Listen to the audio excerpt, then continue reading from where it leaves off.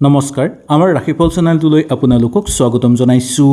আজি মই আপোনালোকৰ কাৰণে লৈ আহিছো ধনু ৰাশিৰ জাতক জাতিকাসকলৰ আগষ্ট মাহৰ সম্পূৰ্ণ ৰাশিফল সিদ্ধান্ত।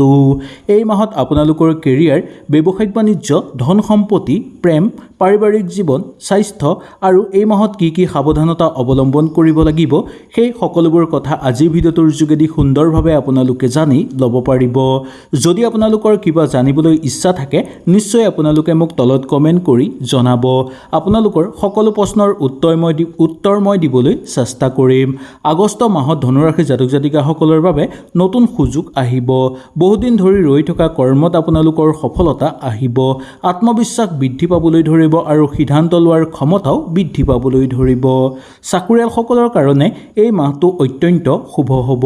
পদোন্নতি আৰু নতুন দায়িত্ব লাভৰ প্ৰবল সম্ভাৱনা থাকিব। সহকৰ্মীৰ পৰা সহযোগিতা পাবলৈ সক্ষম হ'ব আৰু সহযোগীৰ লগত সৰু সুৰা বিতৰ্ক বা তৰ্ক বিতৰ্ক থাকিলেও সেই সকলোবোৰ খাম কাটিব বা ম্লান হ'ব। নতুন চাকৰি বিচাৰি থকা ব্যক্তিসকলৰ কাৰণে সুখবৰ আহিব।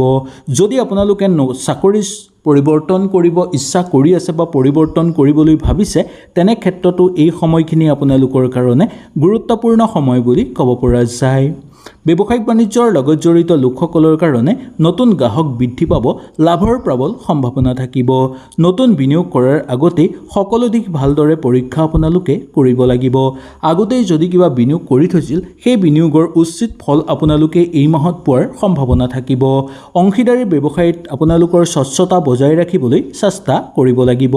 তেতিয়া এটাৰ পিছত আনটো আপোনালোকে সফলতা লাভ কৰিব পাৰিব আৰু উন্নতিও আপোনালোকে কৰিব পাৰিব। আয় বৃদ্ধি হোৱাৰ প্ৰবল সম্ভাৱনা থাকিব।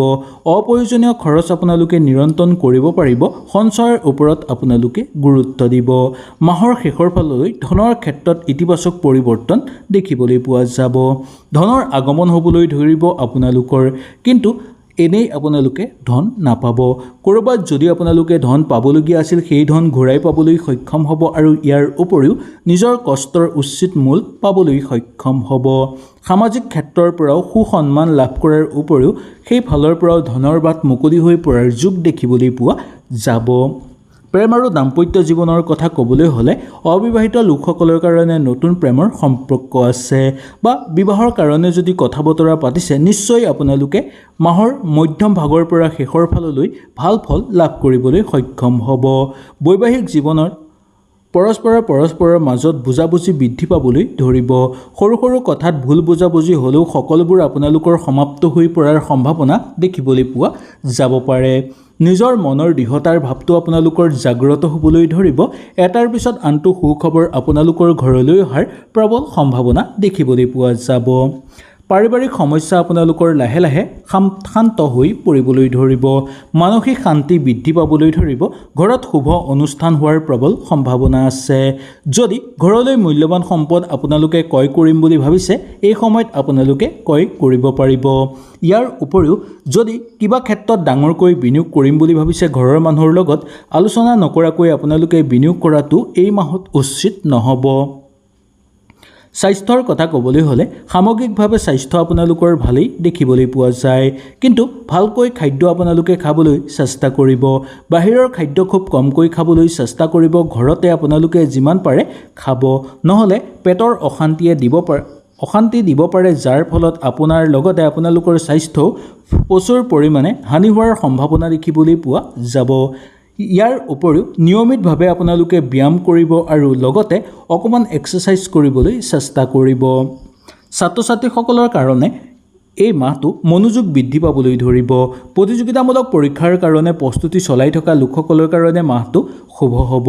শিক্ষাৰ কাৰণে দূৰ ভ্ৰমণ কৰিবলগীয়া হ'ব পাৰে আৰু শিক্ষাৰ ক্ষেত্ৰত মানদণ্ড বৃদ্ধি পাবলৈ ধৰাও দেখিবলৈ পোৱা যাব।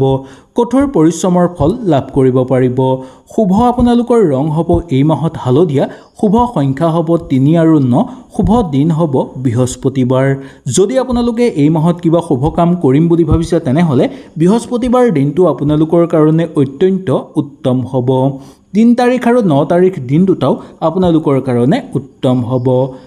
কোনো মন্দিৰ যোৱাৰ সময়ত যদি হালধীয়া ৰঙৰ বস্ত্ৰ পিন্ধি মন্দিৰ যাব পাৰে তেনেহ'লে আপোনালোকৰ ওপৰত সকলো দেৱ দেৱীৰ আশীৰ্বাদ দেখিবলৈ পোৱা যাব।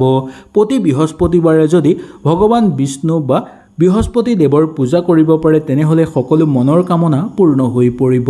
হালধীয়া বস্ত্ৰ যদি আপোনালোকে দান কৰিব পাৰে তেনেহ'লে শুভ ফল লাভ কৰিব পাৰিব অতি শীঘ্ৰে। সামগ্ৰিকভাৱে ক'বলৈ হ'লে ধনুৰাশি জাতক জাতিকাসকলৰ এই আগষ্ট মাহটো উন্নতি, নতুন সুযোগ, ইতিবাচক পৰিৱৰ্তনৰ মাহ বুলি ক'ব পৰা যায়। বহুদিন ধৰি ৰৈ থকা কৰ্মত আপোনালোকৰ সফলতা আহিব, আত্মবিশ্বাস বৃদ্ধি পাবলৈ ধৰিব আৰু সিদ্ধান্ত লোৱাৰ ক্ষমতাও বৃদ্ধি পাবলৈ ধৰিব। চাকৰিয়ালসকলৰ কাৰণে এই মাহটো অত্যন্ত শুভ হ'ব। পদোন্নতি আৰু নতুন দায়িত্ব লাভৰ প্ৰবল সম্ভাৱনা থাকিব। সহকৰ্মীৰ পৰা সহযোগিতা পাবলৈ সক্ষম হ'ব আৰু সহযোগীৰ লগত সৰু সুৰা বিতৰ্ক বা তৰ্ক বিতৰ্ক থাকিলেও সেই সকলোবোৰ খাম কাটিব বা ম্লান হ'ব। নতুন চাকৰি বিচাৰি থকা ব্যক্তিসকলৰ কাৰণে সুখবৰ আহিব। যদি আপোনালোকে চাকৰি পৰিৱৰ্তন কৰিব ইচ্ছা কৰি আছে বা পৰিৱৰ্তন কৰিবলৈ ভাবিছে, তেনে ক্ষেত্ৰতো এই সময়খিনি আপোনালোকৰ কাৰণে গুৰুত্বপূৰ্ণ সময় বুলি ক'ব পৰা যায়। ব্যৱসায়িক বাণিজ্যৰ লগত জড়িত লোকসকলৰ কাৰণে নতুন গ্ৰাহক বৃদ্ধি পাব, লাভৰ প্ৰবল সম্ভাৱনা থাকিব। নতুন বিনিয়োগ কৰাৰ আগতেই সকলো দিশ ভালদৰে পৰীক্ষা আপোনালোকে কৰিব লাগিব। আগতেই যদি কিবা বিনিয়োগ কৰি থৈছিল, সেই বিনিয়োগৰ উচিত ফল আপোনালোকে এই মাহত পোৱাৰ সম্ভাৱনা থাকিব। অংশীদাৰী ব্যৱসায়ত আপোনালোকৰ স্বচ্ছতা বজাই ৰাখিবলৈ চেষ্টা কৰিব লাগিব। তেতিয়া এটাৰ পিছত আনটো আপোনালোকে সফলতা লাভ কৰিব পাৰিব আৰু উন্নতিও আপোনালোকে কৰিব পাৰিব। আয় বৃদ্ধি হোৱাৰ প্ৰবল সম্ভাৱনা থাকিব। অপ্ৰয়োজনীয় খৰচ আপোনালোকে নিয়ন্ত্ৰণ কৰিব পাৰিব। সঞ্চয়ৰ ওপৰত আপোনালোকে গুৰুত্ব দিব। মাহৰ শেষৰ ফাললৈ ধনৰ ক্ষেত্ৰত ইতিবাচক পৰিৱৰ্তন দেখিবলৈ পোৱা যাব। ধনৰ আগমন হ'বলৈ ধৰিব আপোনালোকৰ, কিন্তু এনেই আপোনালোকে ধন নাপাব। ক'ৰবাত যদি আপোনালোকে ধন পাবলগীয়া আছিল, সেই ধন ঘূৰাই পাবলৈ সক্ষম হ'ব আৰু ইয়াৰ উপৰিও নিজৰ কষ্টৰ উচিত মূল পাবলৈ সক্ষম হ'ব।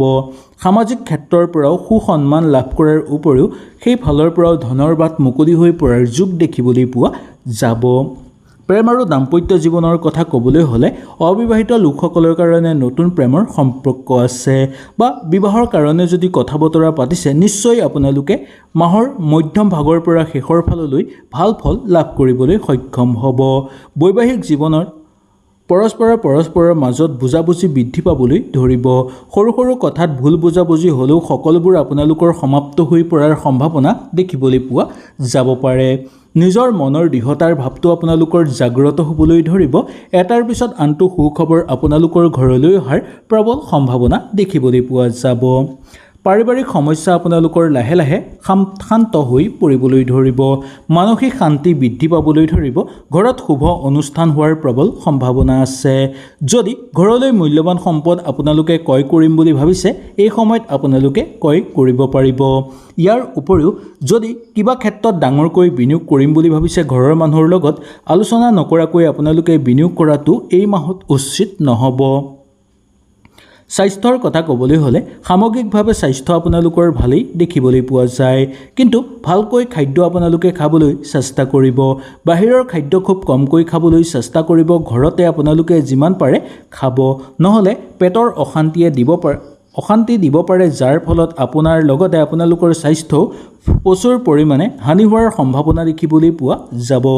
ইয়াৰ উপৰিও নিয়মিতভাৱে আপোনালোকে ব্যায়াম কৰিব আৰু লগতে অকণমান এক্সাৰচাইজ কৰিবলৈ চেষ্টা কৰিব। ছাত্ৰ ছাত্ৰীসকলৰ কাৰণে এই মাহটো মনোযোগ বৃদ্ধি পাবলৈ ধৰিব। প্ৰতিযোগিতামূলক পৰীক্ষাৰ কাৰণে প্ৰস্তুতি চলাই থকা লোকসকলৰ কাৰণে মাহটো শুভ হ'ব। শিক্ষাৰ কাৰণে দূৰ ভ্ৰমণ কৰিবলগীয়া হ'ব পাৰে আৰু শিক্ষাৰ ক্ষেত্ৰত মানদণ্ড বৃদ্ধি পাবলৈ ধৰাও দেখিবলৈ পোৱা যাব। কঠোৰ পৰিশ্ৰমৰ ফল লাভ কৰিব পাৰিব। শুভ আপোনালোকৰ ৰং হ'ব এই মাহত হালধীয়া। শুভ সংখ্যা হ'ব 3 আৰু 9। শুভ দিন হ'ব বৃহস্পতিবাৰ। যদি আপোনালোকে এই মাহত কিবা শুভ কাম কৰিম বুলি ভাবিছে, তেনেহ'লে বৃহস্পতিবাৰ দিনটো আপোনালোকৰ কাৰণে অত্যন্ত উত্তম হ'ব। 3 তাৰিখ আৰু 9 তাৰিখ দিন দুটাও আপোনালোকৰ কাৰণে উত্তম হ'ব। কোনো মন্দিৰ যোৱাৰ সময়ত যদি হালধীয়া ৰঙৰ বস্ত্ৰ পিন্ধি মন্দিৰ যাব পাৰে, তেনেহ'লে আপোনালোকৰ ওপৰত সকলো দেৱ দেৱীৰ আশীৰ্বাদ দেখিবলৈ পোৱা যাব। প্ৰতি বৃহস্পতিবাৰে যদি ভগৱান বিষ্ণু বা বৃহস্পতি দেৱৰ পূজা কৰিব পাৰে, তেনেহ'লে সকলো মনৰ কামনা পূৰ্ণ হৈ পৰিব। হালধীয়া বস্ত্ৰ যদি আপোনালোকে দান কৰিব পাৰে, তেনেহ'লে শুভ ফল লাভ কৰিব পাৰিব অতি শীঘ্ৰে। সামগ্ৰিকভাৱে ক'বলৈ হ'লে ধনুৰাশি জাতক জাতিকাসকলৰ এই আগষ্ট মাহটো উন্নতি, নতুন সুযোগ, ইতিবাচক পৰিৱৰ্তনৰ মাহ বুলি ক'ব পৰা যায়। ধৈৰ্য, পৰিশ্ৰম আৰু সঠিক সিদ্ধান্তই আপোনালোকৰ সকলো দিশ আগবঢ়োৱাৰ ক্ষেত্ৰত সহায় সহযোগিতা কৰিব।